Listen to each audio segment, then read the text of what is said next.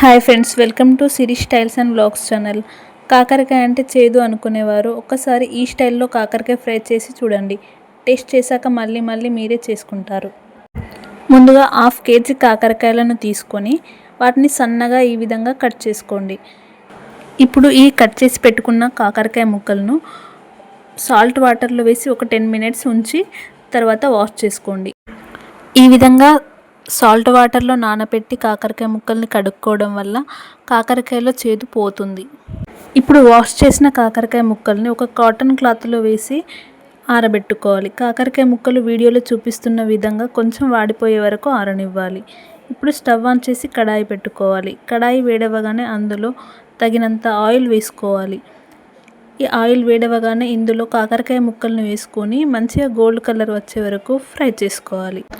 ఇలాగే అన్ని పీసెస్ని కూడా ఫ్రై చేసుకోవాలి. అదేవిధంగా పల్లీలను కూడా ఆయిల్లో వేసి ఫ్రై చేసుకోవాలి. అలాగే కరివేపాకు కూడా ఆయిల్లో ఫ్రై చేసుకోవాలి. కరివేపాకుతో పాటు 2 వెల్లుల్లి కూడా దంచినట్టు చేసి ఆయిల్లో మంచిగా ఫ్రై చేసుకొని కాకరకాయ ముక్కల్లో కలుపుకోవాలి.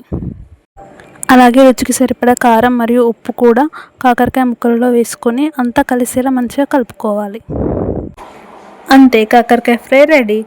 ఒక్కసారి ఈ ఫ్రైని ట్రై చేసి చూడండి. ఈ రెసిపీ మీకు ఎలా వచ్చిందో కామెంట్స్లో తెలియజేయండి. అలాగే వీడియోని మీ ఫ్రెండ్స్ అండ్ ఫ్యామిలీ మెంబర్స్కి షేర్ చేసి మన సిరి స్టైల్స్ అండ్ వ్లాగ్స్ ఛానల్ని సబ్స్క్రైబ్ చేసి పక్కనే ఉన్న బెల్ ఐకాన్ని క్లిక్ చేయండి. Thanks for watching.